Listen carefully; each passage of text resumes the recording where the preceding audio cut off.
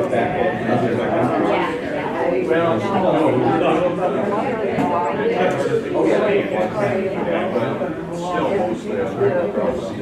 folks, I guess we'll get started. It's 10:45 now.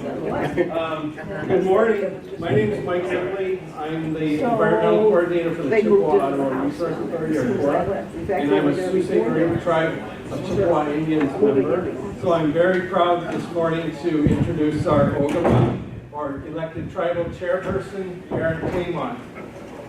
I have to use my cheat sheet because Aaron has achieved so much and has had so many leadership positions that I can't keep track of it all. But Aaron grew up in very modest conditions on the Sioux Tribe Reservation off of Shunk Road. And in those days, most people lived in poverty there. Aaron grew up in a house with no running water, no indoor bathroom. But he rose from that and attended Lake Superior State University at the same time that I did, actually. That's how I met Aaron.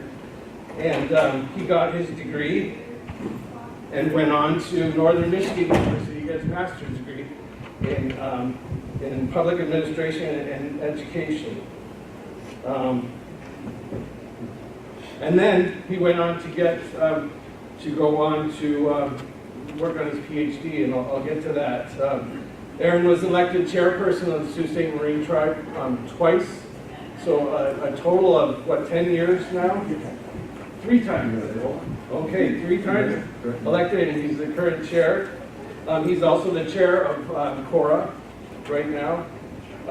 He's the current president of the United Tribes of Michigan, the vice president of the Midwest Alliance of Sovereign Tribes, and is the current secretary of the National Congress of American Indians. So Aaron just got back from Washington, D.C. Doing that. He's been invited to the White House several times, even in the Trump administration, which is a real achievement, and keep on him. On top of all that, he's raising his nieces. He's been raising his nieces and nephews. He's always been very cognizant of young people and making sure they get their education. He was 16 years and upward bound, getting kids from disadvantaged lives going into college. And as I said, he's now working on his PhD, and he will be defending his dissertation this month, at which time we'll be calling our Dr. Taymont. So, Dr. Taymont, thank you.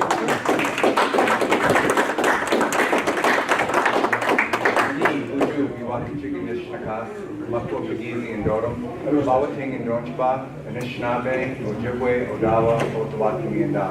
So I had to put these back on because I can't see your eyes. My name is Aaron Taymont, but my spirit name is Bahweting, and it means a place above Bahweting where the spirits can talk.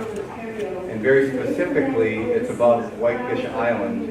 And it's cool, last night we had a reception in the Tower of History, and we were looking over there, and I was, so I don't know, I'd never looked there before, I guess. And I lived here my whole life, but, so we were looking over there, and I was remembering my grandmother told me stories that are passed down from her grandmother and on about Whitefish Island was, we called it Peace Island. Which is where all of our ancestors would come from all over the region, and they would put differences aside and warfare aside, and they would talk about the current conditions that we were in, and then also visioning for the future. And so that's a very sacred place. It's a Tick Island, or a Atikamekw Island, Whitefish Island, and the Batchewana Band has title to that now. And so we're all related. So the people here, Batchewana and Garden River, are all related. So my name was given to me by my great-great-grandmother who passed away before I was born. And so when I was about 30 years old, I was trying to decide which path to follow. I was working on a PhD at Michigan State, political science. I had on-campus parking, I had season tickets to football games, and I had a scholarship. I had 2 different scholarships that I could use to pay my tuition and expenses. And so everything was in order, but there was a job opening here for a faculty position, and it was the first Native faculty, so there was an opportunity, and so I didn't know if I should take it or stay there. I was kind of torn because I thought I was on my path. So I kept putting tobacco down and praying and praying. And one thing that hadn't happened, and I was 30 years old at the time, or maybe 29, is that my direction hadn't come. And in our Anishinaabe way, our direction is embedded in our name, our purpose. And so what happened was, finally, in a dream, my great-great-grandmother came to me, and she was speaking to me in Ojibwe. And I was listening, and so I grew up learning some Ojibwe, but not all words, but it sounded different. And so so I concentrated, and I was frustrated. She could see in my dream that I was frustrated. So her granddaughter, my grandmother, came in between us. She looked at me, she smiled, and she looked at her grandmother, and she turned back around, and it was written down on a piece of paper. So I couldn't understand it. And so I woke up and I wrote it down, and then I went to Don Abel. I don't know if anybody knows Don Abel, but he's a pipe carrier and fluent in language. So he interpreted it for me, and it is Bahweting. In the middle of that word is one of the 7 grandfathers, which is wisdom. And so specifically, again, it means a place above Bahweting where the spirits can talk through and impart wisdom. And so not everything that comes out of my mouth leads up to that expectation, but that's my name. So it's with that I do my best to try to speak about our history, the policy implications, and towards the end of this presentation, I hope to tie it back into environmental concerns and why they're important to us both culturally, but also as a basis of a legal right. And so that's what I hope to impart on you today. Yes, sir? Question. Where did you graduate from high school and what year? I did graduate from high school. Okay. I dropped out of high school when I was 15. I went to school here in Sault Public Schools, but because I'm a brown-skinned person at that point in time, I didn't feel comfortable being in school, so I dropped out. My sister and I dropped out at the same time. I was 15, she was 16. We both took our GEDs because we thought we were too smart for school. And it turns out we were, and I don't know how that happened because I failed everything up until then, but I took the GED when I was 15 and she was 16 and we passed somehow. If you had graduated, how old would you have then if you did stay in school? Oh, I got my GED 2 years before my class would have graduated. And so you can't go to college. I mean, I lied my age to get the GED, but you can't get into college. But when I applied for college, I lied my age to get into college as well. But I didn't start, I started when I was 17. So, what year is that? 1983. Okay, thank you. So I got back on track in 1983. So, okay, so I'm going to give you history from a niche perspective. And niche is short for Anishinabe, which is who we are, and I'll talk about that.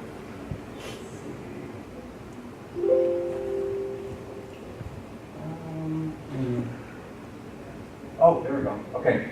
So first of all, I'm going to just tell you a little bit about who I am. This is my grandma Netamuk. So she's my great-great-grandmother, not the one in the vision, because that's on the Little Traverse side, but this is the Sugar Island Band side. But my great-great-grandmother Netamuk Joseph and her husband Edward Joseph.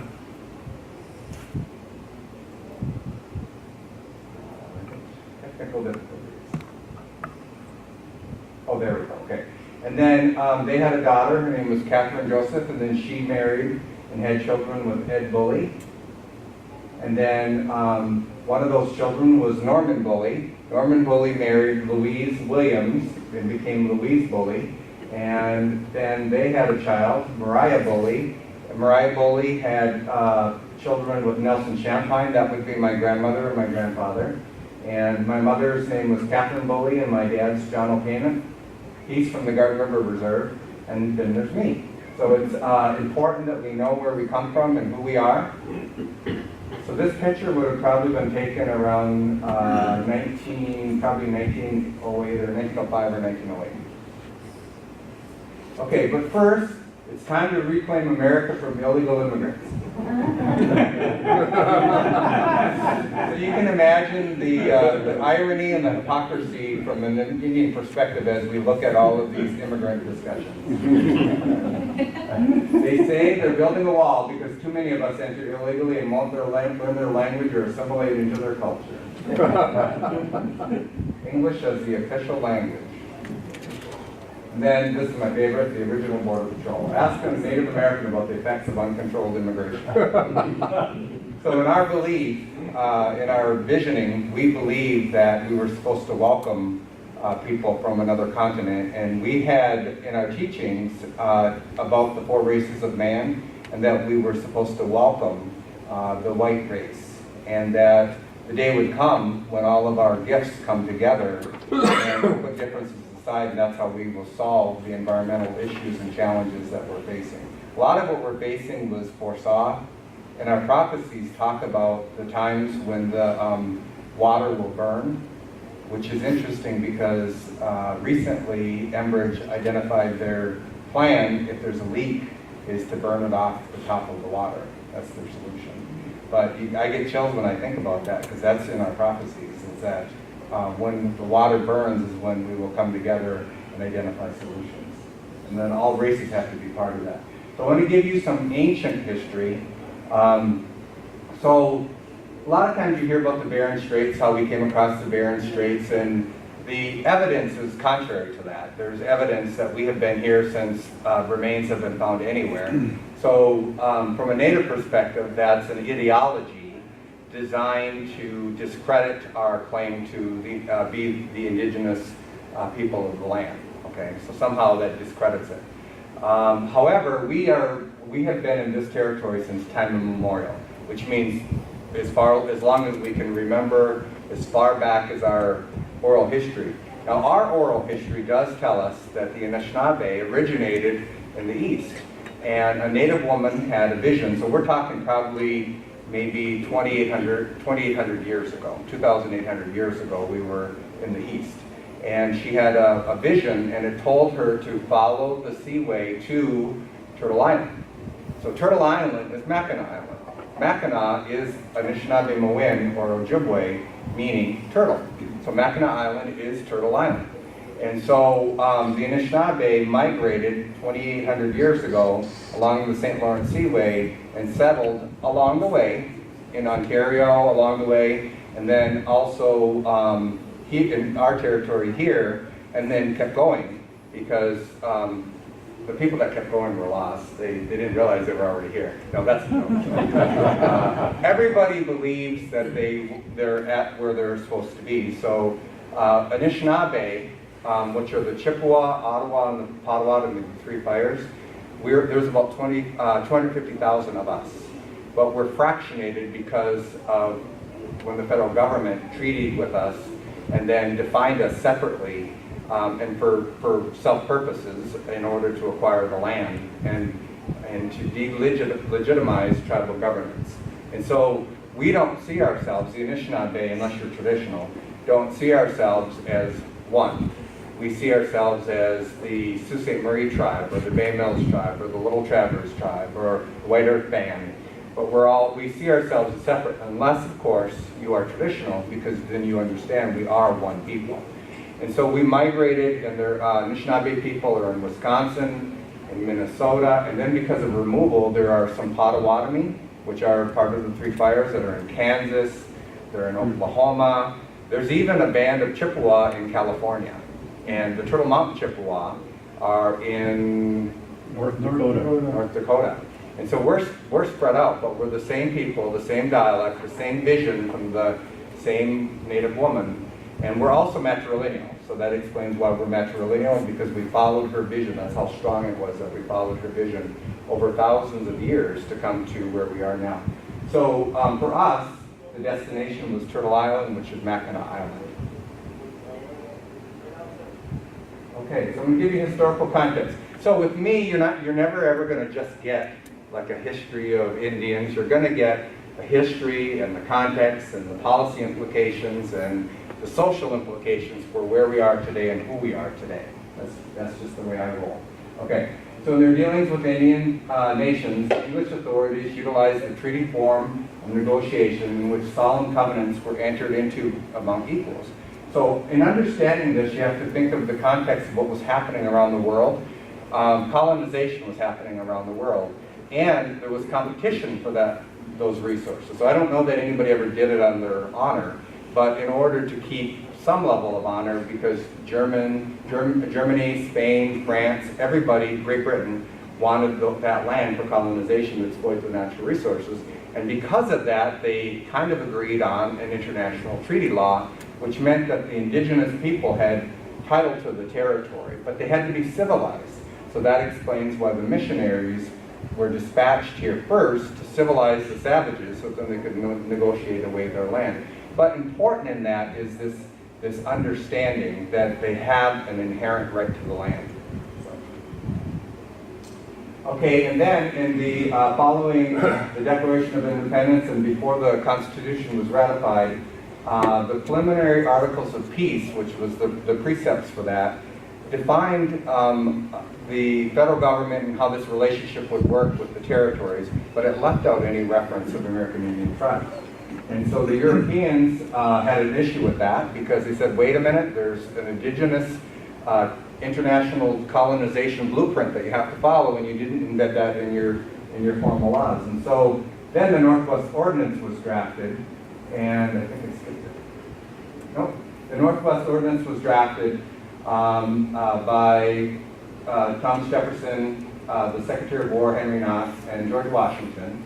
And what's interesting about this is Thomas Jefferson was our first Secretary of State, and so he helped draft this up. And that's important because the thought as they were drafting it up was similar to international relations with foreign nations.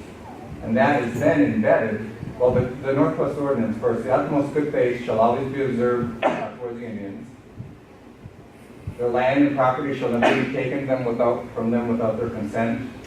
And in their property, rights, and liberty they shall never be invaded or disturbed unless in just and lawful wars authorized by Congress. But laws founded in justice and humanity shall from time to time be made for preventing wrongs being done to them and for preserving the peace and friendship with them. That's the Northwest Ordinance. Okay, and then this is an artist's rendition at the time where the Onondaga met with and gave John Hancock a name, but Benjamin Franklin, you can see at the front. If you Google Benjamin Franklin in Iroquois Confederacy Great Law of Peace, you can see his notes where he talked about the form of government that we had here. So before this, there was a term democracy, which is power for the people, but true power for the people didn't exist. It was for certain people. It was for landowners and mainly rich people. But in looking at the Iroquois Confederacy Great Law of Peace, you saw a level of diffusion of power with a bicameral legislature so that no one branch had all the power. And our United States Constitution was drafted based on that. And so I'm a proud American, I'm a patriot. I'm probably a strict constitutionalist, and I'm a little conservative, as probably said from the UP. But if we look truly at that, we can see the elements from the Iroquois Confederacy that made it into the Constitution that balances the power so there is no king. And that was a repudiation of the European model of governance up to that point. Democracy, as we understand it today, was heavily influenced by the Iroquois Confederacy Great Law of Peace. It did not exist to the level that we understand it today prior to that point. The Greeks claim to have invented democracy, but it's a different type of democracy. And so then this relationship with how do you acquire the land was embedded in the United States Constitution, Article 1, Section 8, subsection 3, and it grants Congress the power to regulate commerce with the foreign nations and among the several states and with Indian tribes. Now, up until this point, the President of the United States had the authority to negotiate and enter treaties. That lasted until 1887, when Congress revoked that authority from the President. So for the next 100 or so years, the President drafted up and negotiated treaties with tribes that embedded what we enjoy today into perpetuity, which is health, education, and social services for as long as the grass grows, the winds blow, and the rivers flow. So imagine having somebody on your negotiation team that knew to use language like that. Our chief is brilliant, and that's forever. So in understanding the context which led to the inclusion of the Commerce Clause, you might come to a few conclusions. So this comes from about 30 years of research, that American Indians have an indigenous right to the land, that Indian title to the land could not be dismissed, but included a process that was embodied in the supreme law, the United States Constitution. Sometimes when I'm talking about these issues with members of Congress, they say, why are we following these antiquated agreements? And then the response is, well, they are old, but they're pursuant to a document that is older, and that is your supreme law, the United States Constitution. American Indians are citizens of their own lands before and outside of the definition of the United States. The Constitution reaffirmed us as the indigenous people with our inherent right to sovereignty. It didn't grant us our sovereignty, it reaffirmed us our sovereignty. And that the relationship with Indians is akin to international relations. Remember, Thomas Jefferson, Secretary of State, the President, and then unfortunately the Department of War, drafting up this agreement. So when you read the Commerce Clause, Commerce has the authority to regulate commerce with the foreign nations among the several states and with Indian tribes. That's the basis for state sovereignty as well. So our sovereignty is no less than, it's equal to, and maybe even subordinate or superior to state sovereignty because we're in the same paragraph as international relations. And that the basis for Indian sovereignty is the same as that is for states. Okay, so I want to flash forward to the Indian Removal Act. So in 1830, or just before 1830, around 1830, Thomas Jefferson, Andrew Jackson started his campaign. And in his campaign, he talked about removing the Indians. The solution to the problem of the Indians was to just remove them. Okay, and so one of the tribes that he wanted to remove was the Cherokee because they resided in Georgia, where there were oil and gold deposits there. So he wanted to remove them so that the basically rich landowners could, not landowners, but rich developers or settlers could then be gifted this property. So there's a correlation, and this is a separate research project, but there's a correlation between the richest people in this country and how they acquired their land and the cessation of Indian land. That's how they beat the Rockefellers. That's how they became rich, is on Indian land, the railroad. And so, the Andrew Jackson wanted the Cherokee removed, and they fought it, and they won a Supreme Court case. And, Justice Marshall ruled that they won and they were to be left where they were. However, he basically just flouted the Supreme Court and said, well, I have a militia, you don't. The Supreme Court doesn't. And so they were forcibly removed. And so I have some artist renditions of that. So they were removed. Now there was no trains or cars or airplanes. They were removed, the Seminole, the Cherokee, the Chickasaw, Choctaw, all removed and concentrated over primarily in Oklahoma, which then created forced conflict among the Indians there. And 2/3 of the Cherokee died in the Trail of Tears. So just some depictions. These are artist renditions at the time. So they originally were supposed to leave in late summer. They didn't leave until late October. They were given blankets infected with smallpox. The cattle that they were given to be able to resettle were diseased cattle. So this was clearly a practice in American genocide of the indigenous population. So Jackson is easily the single most destructive president to date. Well, maybe I could have said that last year. And prior to being president, he was a military general who fought Indians, so it's easy to understand, it's in its nature. And then the bully pulpit to profoundly impact U.S. Indian policy up until now. So this picture, I wanted to show this one to you because, so Trump prides himself as being anti-establishment, and so that, to me, that's code for lawlessness. Because he's flouting the Supreme Court, he's criticizing the judicial branch, he's using the bully pulpit to discredit the judicial branch, which again is the balance of power. We purposely have the separation of powers to prevent a king from reemerging. And so, however, he doesn't see himself as subordinate to the Supreme Court. And so you can see over here, His hero, and that was put there after he became president. That's Andrew Jackson. That's his hero. And so he is following the same patterns that Andrew Jackson did, which was to follow what he perceives as a populist movement. Now the reality is this populist movement is very small. It's very, very small percentage-wise of the total Americans. And so it's disturbing that that's his hero. I was one of a very few number of tribal leaders, because of my role at the National Congress of American Indians, to meet with a guy named Billy Kirkland, he was a Navajo who was raised in Georgia, and he knows nothing about his culture. He's got a Georgia twang, but he was on the campaign. So he got hired as the chief American Indian advisor for the president.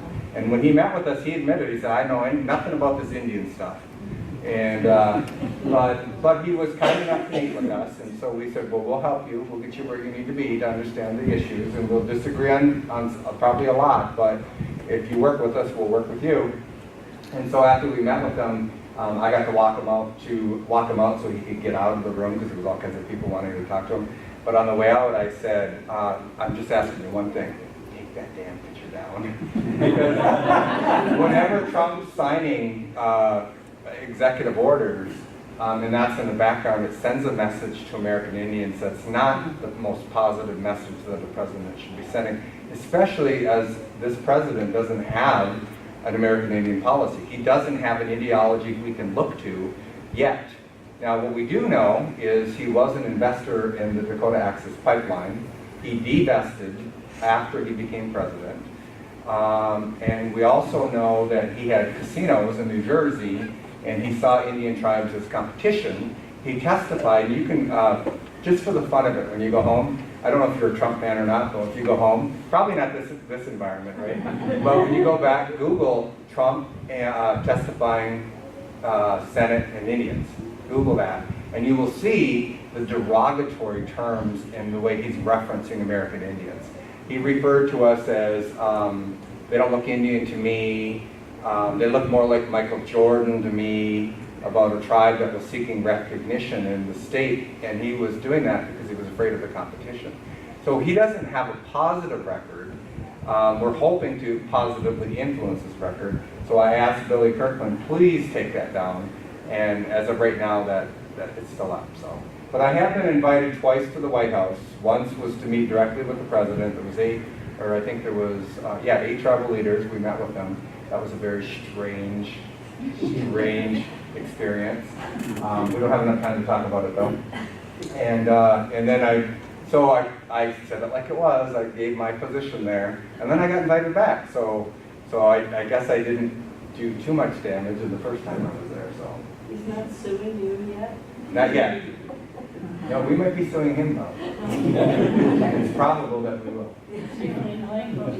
Okay, and so another terrible chapter in our history was the boarding school experience. Okay, so if it's true that the federal government did recognize some indigenous rights, the Supreme Court upheld those rights of the treaties, and the federal government now owes American Indian tribes health, education, and social welfare into perpetuity. You got to believe that generations later, like who was negotiating that? You gave away the farm.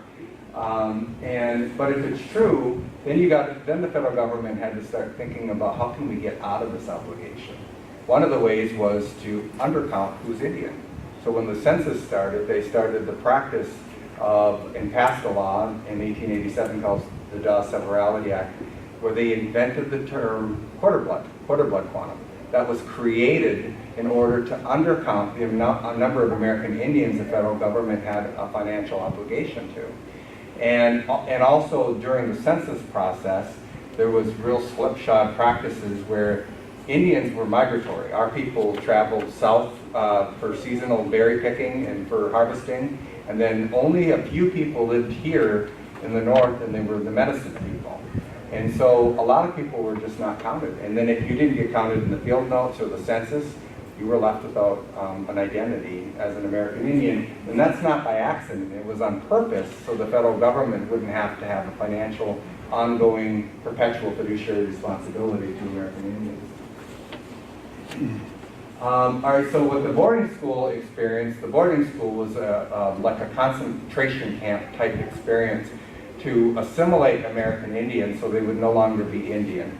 And so the thought was you bring them to the school, you put them under this intense pressure, you don't allow them to speak their language, you prohibit them from practicing their cultural beliefs, including they told them their parents were dead so they wouldn't try to leave the boarding school. And then if the children tried to mourn their parents by going out and trying to do ceremony to send the spirit off, they were punished for that.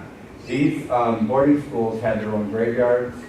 The Carlisle Indian School was opened in 1879. There was 239,000 Indian children that went through different boarding schools. The population of American Indians at the time was about 313,000. Prior to intervention, the population of American Indians in North America and Canada was over 5 million. So we had dropped down to this population. Around the turn of the century, there's estimates between 100,000, 1900s, between 100,000 and 200,000 left. So to go from 5 million to almost extinction in the early 1900s. But you can see nearly 3/4 of our population went through this common experience of forced assimilation to strip them of their identity and ultimately of their claim to any of that ongoing fiduciary responsibility.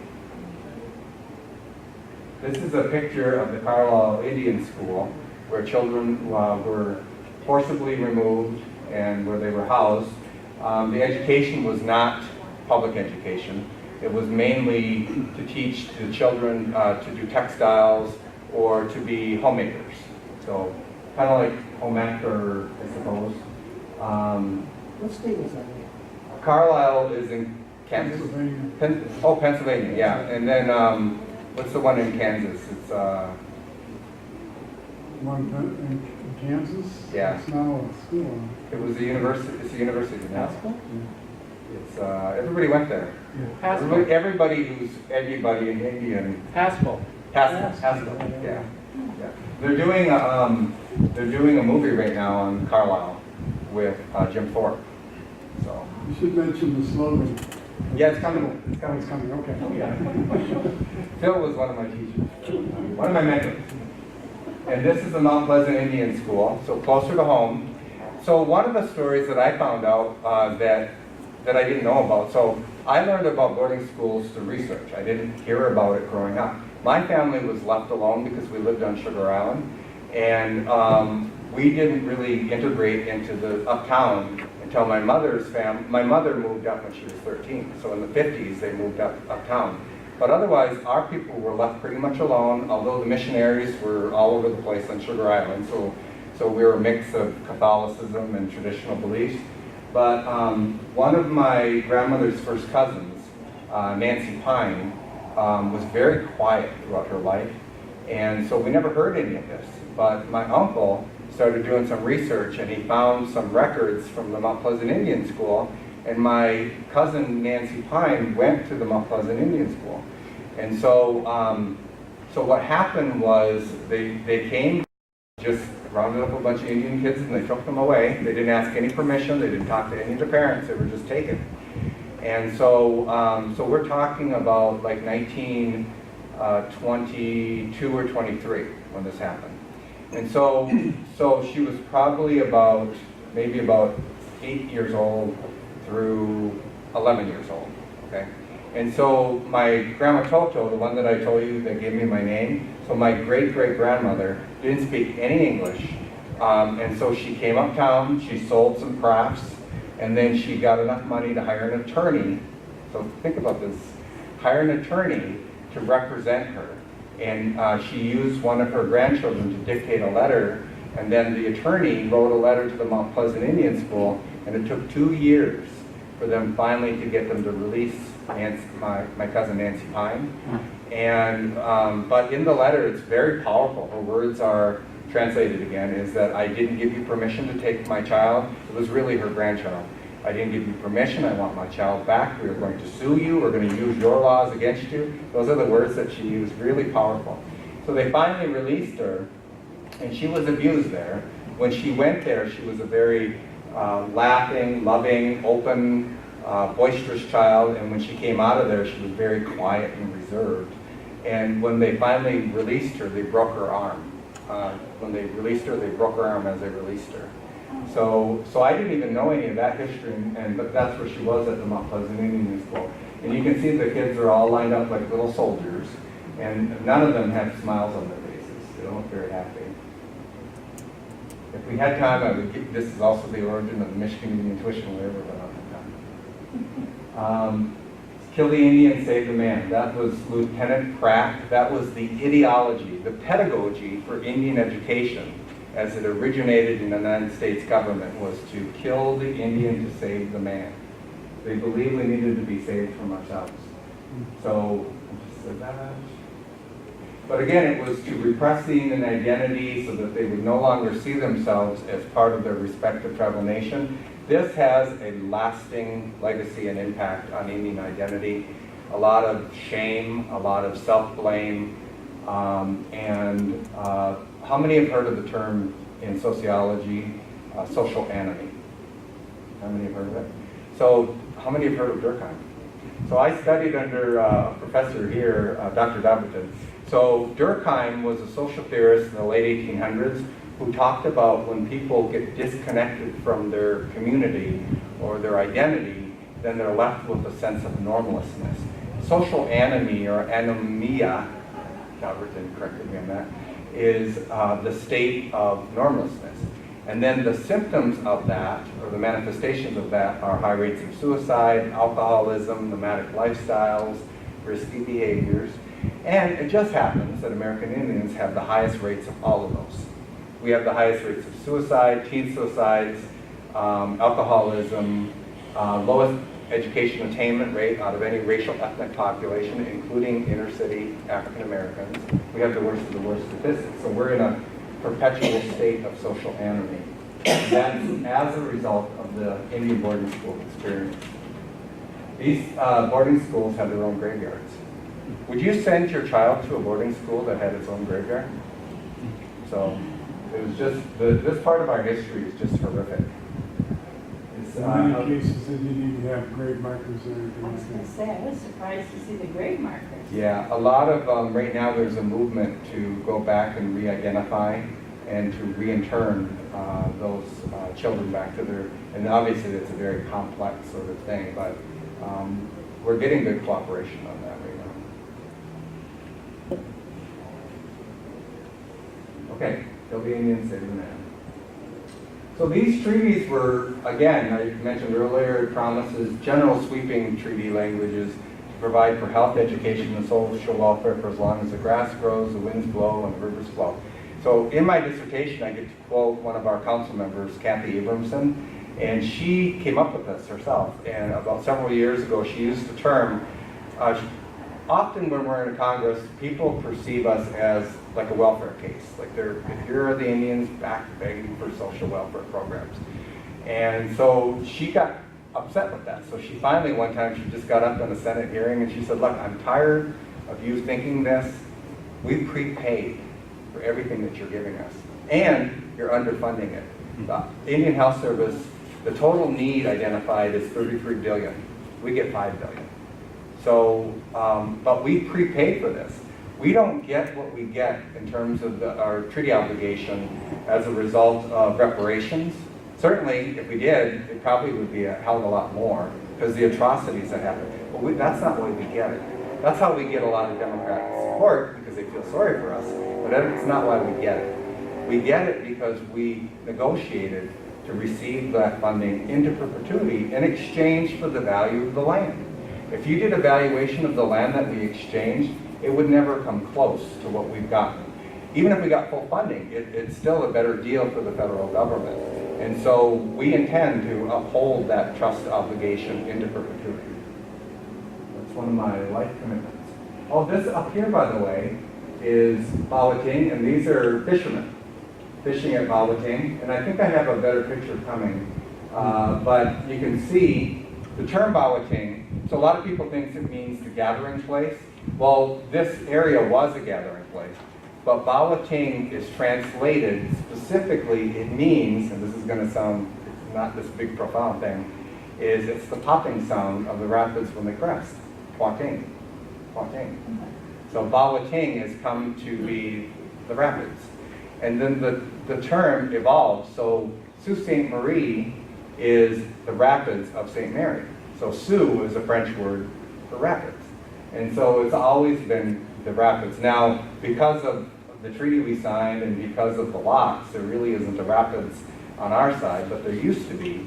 But if you look just that side of our territory, before you get to Canada, or in Canada, you can see the rapids and you can see Whitefish Island.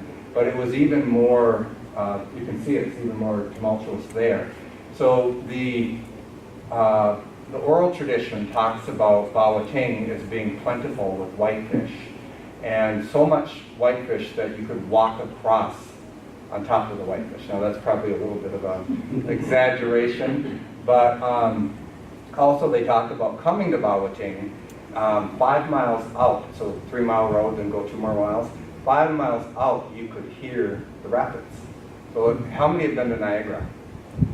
So it'd be like going to Niagara because you could hear it, and then also it was always misty here because of the rapids. And so this has a very special place because we originated on the East Coast and we followed our way to Turtle Island and we settled here, but also because we're at the apex of the trade among Indian tribes.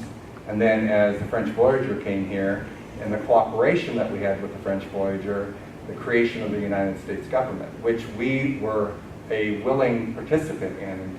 And so if you know the story of John Johnson and Ningay and the almost conflict that was averted there, we've had a long term relationship, a good positive relationship with the French, and then eventually with the Americans. So we gave up a lot. We gave up our lifestyle. We gave up the ability to catch plentiful whitefish, but we retained the right to catch whitefish. Now, the treaty is only as good as the state and the federal government honoring it and protecting the natural resource. I have said many times in my, I've spoken about 15 times on line 5 and the threat that it represents, that this treaty obligation and our treaty right to fish means nothing if there are no fish.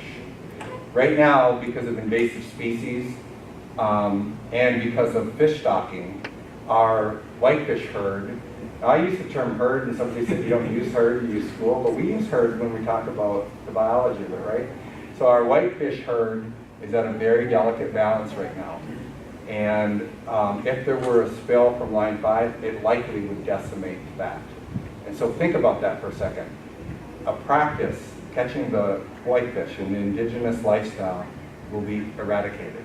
But if there's any Star Trek fans in the audience, I'm a geek, a Star Trek fan. But there's a thing called the Prime Directive where you don't go and destroy their way of living. But that will be destroyed forever. So a practice that we've had for thousands of years. We won our treaty rights case based on carbon dated nets that date back to the time that Christ walked this earth. And because the other side said, well, if they have the treaty right, then they can hook and line or they can catch them with their bare hands. They should go back to the old way that they caught them. Well, we proved that we used gill nets back to the same time that Jesus Christ walked the earth, which, by the way, Jesus was a fisherman. So we want to retain our right to fish. This is our treaty territory. The yellow territory goes from the Chocolate River up by Marquette, and then there's some streams, I think it's because of rivers, that peaks up, and then down to the Skanaba River, which became Escanaba, and then all of that east, and then from the tip of Alpena down the sideways chevron over to Ludington. All that yellow territory is the 1836 Chippewa-Ottawa Treaty. Just a point of reference, that little funny little thing that's the yellow on the far left. By Marquette? That's disputed. That's disputed. They weren't sure if it was actually 1836 or 1842. So so this is the race map, and we Yes. assert that it is ours, Right. but you're right. Yeah. You're right. And there's also, the tip of Alpena is disputed as well. So we retain the right to hunt, fish, and gather in this territory. There was a lawsuit. It started out in Bay Mills. Big Abe LeBlanc allowed himself, this is kind of a funny story. So Big Abe is a cousin of mine, and so Sioux Tribe and Bay Mills are basically the same people. And one day we will come back together. But Big Abe was 6'3" and probably about 320 pounds, big giant Indian guy. So the plan was for him to quote unquote violate and get caught by the DNR and arrested. And so he was supposed to go peaceably, okay? But he got angry while they were trying to arrest him, so he decided he wasn't going to go. So it took 6 DNR officers to pull him out of the water.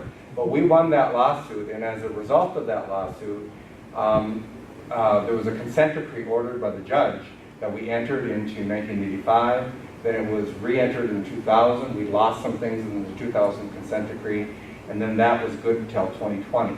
And so in 2020, we will renegotiate the consent decree, and I'm happy I got reelected last year. My dad was a fisherman, so I'm happy that I will be part of the negotiations. Yes, sir. But this is the first time I've seen a map of your territory, and it's evident why you're interested in line 5. Right. I don't know if anybody else was paying attention to that aspect. So let me also say, so in the consent decree, it created a co-management responsibility between the federal government and the tribes. Okay, and the state is now a player in that as articulated in the consent decree. And our responsibility is to protect the natural resource. And so the governor of the state of Michigan, as the lead individual, has a legal responsibility to protect the natural resource. And so it created a group called CORA, the Chippewa, well originally it was Coffman, but now it's CORA, the Chippewa Ottawa Resource Authority. It's the 5 indigenous tribes that are a party to this treaty. The Bay Mills Tribe, Sioux Tribe, Little Traverse Band, Grand Traverse Band, and the Little River Band. So all 5 of us. And then we send 2 representatives to CORA. And I'm, the chair is automatically a rep, and then our conservation chair. So we're defunct right now because we've got all kinds of politics at the tribal level. But we don't have a committee. So right now our representative is me, and I'm the chair of CORA. So the other leaders on that council elect their chair, and they've elected me chair for the last 3 times. I think they're only supposed to do 2 times, but they elected me 3 times because I think they kind of like what I do. So anyway, and I enjoy that responsibility. That is why I've been vocal on trying to protect our natural resource, because my dad was a fisherman, and again, our treaty right means nothing if we don't have fish, right? And so there's another component, which is the inland treaty rights that we signed in 2007, which is a permanent settlement. And the difference between the 1985 and the 2000 consent decrees, which is Great Lakes, and the inland consent decree is, in the inland consent decree, the state finally acknowledged that we have the right. They never acknowledged it in 85 or 2000. They acknowledged it in 2007. So as we move to 2020, it's going to be impossible for them to go back and say we don't have the right because they already acknowledged we have the right in 2007. So we have the upper hand in negotiations for 2020. And so to me, I feel like I've been called to this responsibility. It's very important to me because my dad was a fisherman and because it's our legacy and our history is to practice this as we did 2,800 years ago. Okay, so so the 1836 treaty, some of this I jumped ahead already. We signed the treaty in 1836. That map was drawn in 1835, so you can see it's a little askew. And without us signing the treaty, Michigan would not have been able to become a state. So at the time, there was a lot of debate about whether or not UP would be part of Wisconsin, and I'm glad we're not part of Wisconsin. I'm not a Green Bay Packers fan. So I'm glad we're not part of them. But in order to go from a territory to a state, you had to have a continuous landmass, which is broken up by the straits, and you had to have an economy. You had to have a sufficient volume of an economy, and without the UP, Michigan would never have become a state. And without the treaty, it would never have had the landmass or the economy to become a state. So the treaty allowed for the state to become a state just 1 year after the signing of the treaty. This is the different treaties that were signed that break up Michigan. So you can see the different treaties that individual tribes signed. So we're one of the later ones. Then there's one other treaty that affects us. It's the 1855 treaty, which was a cleanup treaty because the federal government was not fulfilling what they said for health, education, and social welfare. They still are. But, there are 12 federally recognized tribes in Michigan. There's about 2 or 3 tribal groups that are not yet recognized that are seeking recognition. I support all 3 of them. Personally, my tribe, I'm not sure that they support them, but I do. If they're not recognized, they don't receive any federal benefits, and they also don't get to exercise their treaty rights, unfortunately. And then just another map that shows where the tribes, there's 12 federally recognized tribes, and then also the unrecognized groups overlaid with their treaty map. That other map that I showed you was a Cora map. You might have had something to do with drafting, right? How long have you been with Cora? 20 years. Oh, maybe it was just before you. All right, so Bahweting, I already told you about that. So this is our fishermen shooting the rapids and catching whitefish. Here in the water, Yeah. the old painting. Well, that's a photo. Is that a photo? That's a photo. Yeah. It was an old painting. With a red title. And one of the, I don't know if he's in. Yeah, I think that's him right in this first boat right here. But one of the guys was John Boucher, and he was the signator on the 1836 treaty. So he's our chief from this territory, and then across the river you had Chalano, Chief Chalano, and there's 3 others, Meshuggah, and I don't know the other ones, not at the top of my head. But okay, and then flash forward. So so the federal government, once they recognize through court cases and through the Constitution and treaty, well, I would say Constitution, treaty, and court cases, recognized that they had a responsibility to provide health, education, social welfare, and perpetuity. And then after the federal government tried to find ways to get out of that responsibility, my tribe was one of the tribal groups that was left without recognition. And so all of this barreling down policy to eradicate the American Indians came to a stop in the Merriam report that was done in 1928, which looked at a number of things and how Indian people were living. There was a chapter on education, the social conditions, economic conditions we were living in. Yes? Is that when you get the vote for that time?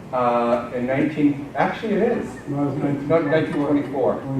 24, 28, so we got the vote before women did. I don't know if Indian women did though. But 1924, and then 1928 was the Merriam report that basically was like an audit, an environmental scan of how we were living. And then a few years later, the Indian Reorganization Act was drafted, which in some ways was supposed to fix the Indian problem. That was the name of the report, the Indian problem. And in some ways it was good, because it was calling for the end of efforts to eradicate tribal government. But in some ways it was very destructive, because it created a corporate structure for tribal governments. That's why we have a chairman and a board of directors, because it was prescribed in the Indian Reorganization Act to move tribes from the traditional governance structure to a modern structure, quote unquote modern. They had to have a chairman and a board of directors. That was specifically designed to be able to streamline, to expropriate the remaining resources that tribes had, because you would negotiate with the chairman and board of directors to acquire their land, to take the land away from them. And so there's good and bad in the Indian Reorganization Act, but one good thing in it was that it allowed those tribal groupings that were left without recognition to apply for federal recognition. And so we tried in 1938, Chief Marshall, which is my great uncle. Wait, great uncle. Is he my great uncle? Yeah, he's just my great uncle. And his wife, Mowin Marshall, which is my great grandfather's sister, they applied for recognition in 1938. Now they weren't successful. It's built to be conservative, so not a lot of people get through that process. It takes a long time. Then in 1951, our warriors went to war to represent, before 51, to represent, to protect America. And when they came back, they had seen what the rest of the world was living like, and they knew the standard of living was better than what we were living like. Even in the time of war, it was better than the way we were living. So they had this vision to do better for our people. So then they revived the recognition process. And in 1951, Pi Pine in the Sugar Island group. So Pi Pine would be her nephew. So her sister's son then applied for recognition, and the Sugar Island group started in 1951, but it took them until 1972 for us to get recognition. We got administrative recognition in 72, and then we ratified our Constitution in 1975. I'm looking at time, I've got about 5 minutes. And so my tribe has 43,000 members. We're big because we're a confederation of bands, or several historical bands, recognized in 72, Constitution ratified in 75. We first sought recognition in 1938. We got the right to vote in 1924. We have a 13-member tribal council, of which I'm a member of the council. We don't have a separation of powers, which is really strange because it's foreign to our indigenous way, which is to have a separation. We don't have a separation of powers, but I'm elected. We have 5 election units, and then the chairman is elected at large. So I'm elected by all the members, irrespective of where they live. And we are the largest tribe east of the Mississippi. So it takes about 4,000 votes to get elected chairman. So I have the more votes than anybody east of the Mississippi as chairperson. That doesn't seem to matter to my council though. And we have resided at Bahweting since time immemorial. This is just to show you the population of the other tribes. We are really big compared to the other tribes in Michigan. 61% of, not all the population of the individual tribes live in Michigan, but of our populations, we are 61% of the total Indian population of the tribes in Michigan. This is where our people live. This is a plot map of where our people actually live. So you can see the vast majority don't live in the UP. I'm going to skip past this because we already talked about this. And then I already talked about this as well, the effects of historical trauma, assimilation, social outcomes. We have the worst of the worst statistics. My dissertation is in education, and I'm focusing right in on the impacts of different variables that predict whether or not a Native American will graduate from college. And we're seeing the effects of historical trauma in the last decade. So my personal history, real quick, is, so I grew up on Shunk Road. I lived my whole life here in Sault Ste. Marie. This is a picture of Shunk Road. You can see there's no infrastructure. We didn't have sanitation in our community. We had outhouses. You can see that's me in the back running down a gravel road. So at nighttime, if I step on a pencil, it hurts like hell. But we were much tougher back then. And this, I was born in '65, so this picture would have been taken in 1971. And I was talking to somebody last night over dinner and explained to them, and she just couldn't understand how we lived that way. And she said, well, was it because you were rural? And I said, no, because we're in the city limits, but everybody else had sanitation in Sault Ste. Marie, but we didn't in our community. We were 95% Indian in our community. There were some non-Native people. And so we filed a civil rights lawsuit against the city of Sault Ste. Marie for not providing sanitation. They applied for an urban renewal grant, the city did, and they used the money, they used us to qualify in the conditions. They used the money on Bree Park. So this beautiful downtown park where everybody would go sit on this burial mound to watch the fireworks, that was done with the money that was supposed to be used in our community. But since then, we've got a good relationship with the city and the Corps. We have fenced off the burial mound so people aren't sitting on it watching fireworks anymore. And so but we won a $7 million consent judgment, and that then provided for the installation of our infrastructure, but also indoor plumbing and showers and all of that. So just a couple of other pictures. You can see again there's no infrastructure here. One of my heroes is Ron Callery and Community Action. They used to do, before we were recognized and had our own health delivery system, they would come and give immunizations in our community. And Ron is still the executive director for Community Action, and I proudly serve as the vice president for Community Action. That's the house that I grew up in. You can see the oil drum on the side, and again, there's no indoor plumbing. But what I was noticing in this picture and other pictures is we kept our outhouses out of public sight. But it's just on the other side of this house. And one of my funny stories about outhouses is every 4 years it would get full and you'd have to move it. And outhouses are disgusting. In the spring, when the spring thaw would happen, you'd have to sit out there. And you could always tell who was rich in the community because they had a double-decker outhouse. And then every 4 years, you'd have to replace an outhouse. So like 4 dads would come and dig a hole, and they'd lift it up and move it. And then the kids, they'd block it off so the kids would stay away. But invariably, kids would be running around. Kathy Abramson, one of our council members, told me to stop telling that joke. Is that a 63 Chevrolet? I'm not sure. Anybody know? No, it is not, I used to have one. So that house is still up, and the house back there is the Cook family house. I don't know if anybody knows the Cook family from Sault Ste. Marie. The Cook garages, that's their house. And then, so to leave you with a positive message is Ron Callery, again, was also on the city commission at the time. He made friends with Rosemary Gaskin, who lived in my community, and he held up the budget from being passed as the city commissioner until they built the playground on Shunk Road. So it was a $5,000 appropriation, and they did, and this is Cedar Workers installing the playground. That's me, the little boy there, and my cousin. She's always taller than me. I'm taller than her now. And then putting the playground in place. And then this is the celebration after our playground was done. That's my cousin and me. I look like we're these white people taking my pictures.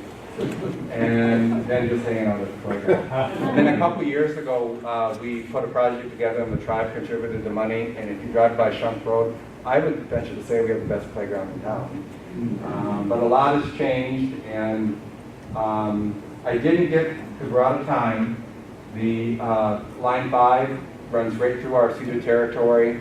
I've been trying to call attention to it. I've been using terms like the governor is derelict for not doing his part to protect the natural resource.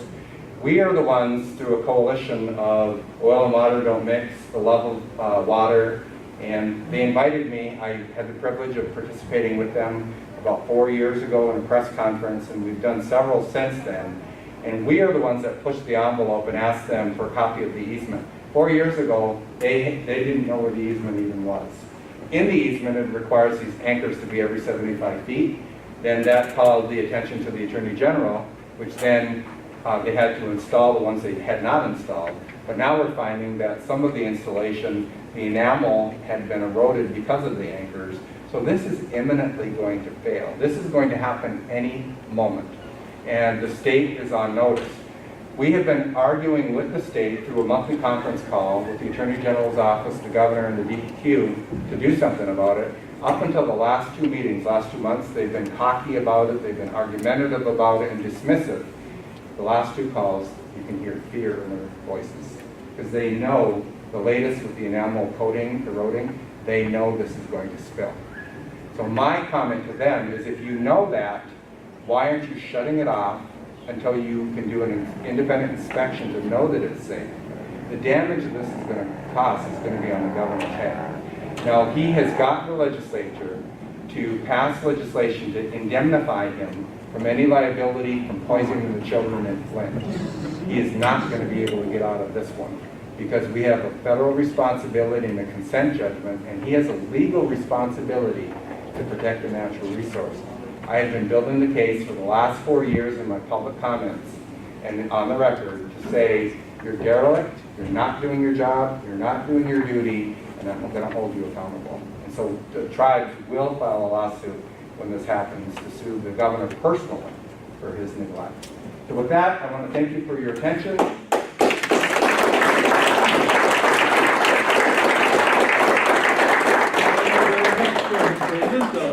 It's another aspect of Native American life that I wasn't familiar with, and really appreciate the fact that you have the personal knowledge of the lived experience. So it's really great to hear it. It's a little past 11:45. Lunch is in the, what is it called? Quarter deck. Gallery? Yeah. Quarter deck. So you go this way, you turn, and you'll, well, just like right behind at the end of the hall is the restaurant. If you want to purchase lunch there, and if you have a ticket, obviously you can get in for free in a sense. after doing the work that we do, right? So anyway, we'll see you at 12:30 at the next set of sessions, and thank you very much for your attention. Oh, one other thing I wanted to mention. You've put these containers in here in case you feel there's something worth contributing to today, and we will be more than happy to take the money. Yes, Ron? Aaron, this is a political question. Okay. The backbone of a democracy is the rule of law. Yes. If the rule of law is not being followed, ipso facto, your democracy is not working. What's your personal feeling about the future of democracy when the governor, all these people seem to be ignoring the rule of law? So I would say, in ordinary times, I would say that this is unprecedented, but it's not, because go back to Andrew That's Jackson, right. and this is really history repeating itself, is we are, as Americans, we're in unprecedented times because we have a president that is flouting the law. And we've seen repudiation of ideology that presidents don't like, but we've never seen this. And so what we've done in the last probably 15 years is called attention at the United Nations, and drafted up a charter and the indigenous rights at the United Nations, and I'm saying that wrong, but so about 20 years ago, a woman, a theorist, Winona LaDuke, wrote about how we have to bring attention to the international forum in the United Nations. And then we had a huge leap forward 2 years ago, where President Obama appointed an American Indian as our ambassador to the United Nations. And in that very short period of time, we got a level of attention with Dakota Access Pipeline that we never had before. And so we're hoping to continue down that path so that when the time comes when Congress and the President and the Supreme Court align against recognizing our rights, that we can then go to an outside forum. Now, having said that, Congress is actually kind of our saving grace right now, because the President's calling for elimination of certain funds and programs. Congress has said, don't worry about it, got you covered. And they are true to their word. The President has promised a zero funding, and Congress has said, ignore the President, we got you covered, and then the congressional budgets are including that funding. And so we've got that protection. One other thing is Justice Gorsuch, which a lot of Democrats don't like his appointment, but he's the first justice that has a background in American Indian law, and his cases are 9 out of 10 are favorable for Indian law. And so we're hoping, because he's a young guy, and he'll be able to educate his colleagues, that over 20 years there will be a new body of law that recognizes tribal sovereignty and governance and the legal right of treaties. So you can go if you want, but I'm willing to stay for questions. I just wondered if there's some kind of conversation that puts together some of this history. My dissertation. It's not published yet though. So I'm defending this month, and then, so nowadays when you get your dissertation, it is automatically published. So within probably a couple of months that will be available. So I don't know if I can share it before that. I'm not sure if I can, but certainly in a couple of months. And so everything that I covered today is carefully drawn out, so that, and I did that on purpose because I wanted people that are studying education to understand the basis for Indian education is a little bit different. We don't, as Americans, have a federal right to an education, which surprises people. That's not one of the things provided in the Constitution. We have a right to an equal education. So if an education is provided by a government, local, state government, then we have, as Americans, have a right to an equal education. But American Indians have a preeminent right because it's embodied in the treaties. The federal government accepted the ongoing responsibility to educate Indians in exchange for their land. So we have a special right for an education embodied in the Constitution. Your PhD, Michigan State State? It will be Central Michigan. Central Michigan. Yes. Central Michigan. When we were talking about ideas of what kind of presentations to have here, I said, we need the American Indian, the native perspective from this area. So I'm so glad you did. Thank you. All right, have a good conference, and I'm leaving to go write my paper. Actually, no, I'm done writing, I gotta go practice. Well, good luck with it. Oh, cool.